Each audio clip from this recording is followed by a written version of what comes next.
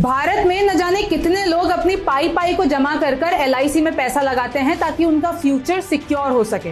और अब अडानी के खिलाफ इस बढ़ते विवाद में और उनके शेयर्स के दाम नीचे गिरने के बाद हर किसी को ये डर सता रहा है कि कहीं उनके LIC में लगे पैसे डूब तो नहीं जाएंगे, क्योंकि LIC ने भी अडानी ग्रुप्स में एक बड़ा निवेश कर रखा है। तो इसका जवाब समझिए रिमझिम के इन 5 पॉइंट्स में। तो देखिए, पहला है कि इस अडानी विवाद से LIC परेशान क्यों है। तो देखिए, 24 जनवरी को एक अमेरिकी कंपनी की रिपोर्ट आई हाइडेनबर्ग की कि अडानी ग्रुप जो है वो शेयर्स में मैनिपुलेशन कर रहा है, भ्रष्टाचार कर रहा है, हेराफेरी कर रहा है। फिर अडानी का भी इस पे पलटवार आया कि ऐसा कुछ नहीं है, ये इन लोगों की कॉन्स्पिरेसी है और ये सारे आरोप गलत हैं।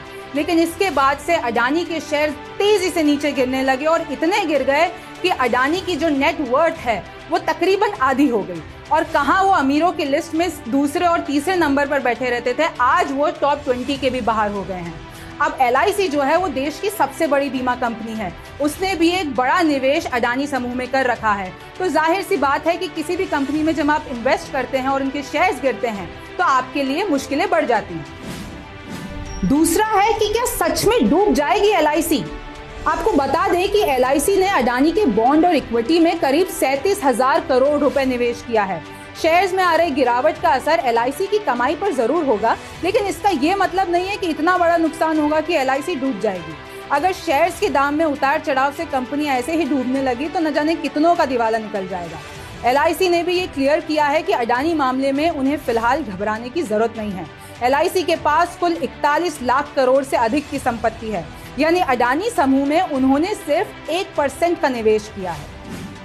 तीसरा है कि अभी आपको घबराने की जरूरत क्यों नहीं है। तो देखिए, कभी भी प्रॉफिट और लॉस तब देखा जाता है जब आप शेयर्स को बेच देते हैं।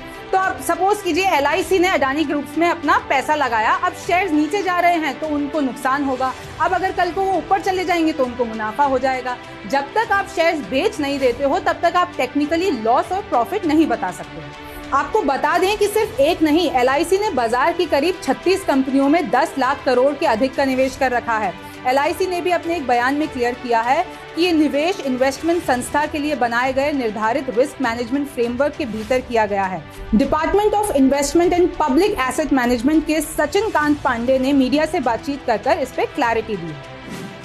चौथा है कि क्या होती है LIC। अब जिन लोगों को नहीं पता है तो LIC means life insurance corporation of India, जो कि सरकार के अंतर्गत काम करती है और ये देश की सबसे बड़ी बीमा कंपनी है। इसमें ऐसा होता है कि आप एक पॉलिसी खरीदते हैं, हर महीने उसमें अपना पैसा जमा करते हैं, फिर ये पैसा उठाकर LIC मार्केट में निवेश कर देती है। इसके बाद जो मुनाफा होता है उससे आपका क्लेम सेटलमेंट किया जाता है और आपको एक तय समय पर मुनाफे के साथ वो पैसा वापस कर दिया जाता है।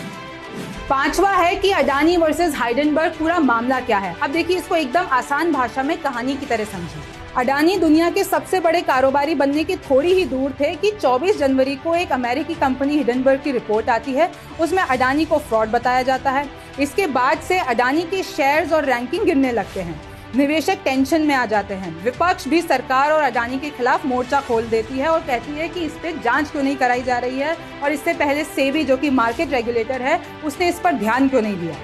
बेसिकली इसमें एक पॉलिटिकल एंगल जुड़ जाता है और विपक्ष ये कहता है कि कहीं सबका पैसा लेके अडानी भी तो विदेश नहीं भाग जाएंगे।